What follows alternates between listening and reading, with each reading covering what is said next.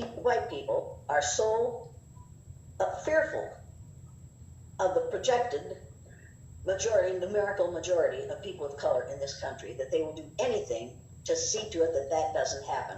I think that's what's happening right now. And if this has got to happen, we're going to be more brown than white from now on. That's the way it is. Whites are going to lose their numerical majority, and it scares the devil out of white people. And I realize that. And white people are acting out of fear right now. And people like Donald Trump are galvanizing that fear. Instead of doing something to put a stop to it, they're making it worse. They are doing what many politicians do, which is using fear to control people. And it's working very well. Talk to me about The Birth Dearth, because I don't think a lot of people have heard of this book. They need to get it, read it. It's a painful read, but it's a necessary read. Ben J. Wattenberg, I believe it is. Yeah, Ben Wattenberg is a member of the American Enterprise Institute, an ultra-conservative right-wing think tank, which was a member. He died, I believe, in June of this year. Mm-hmm.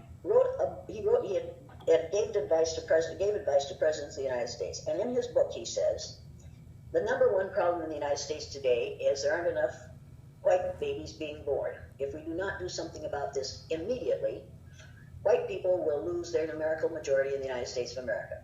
He says there are three things we can do to solve this problem. Number one, we can pay women to have babies, as they have been doing in the Western European countries for years. Then he says, and these are his words, not mine, unfortunately, we would have to pay women of all colors to have babies, so we don't want to do that.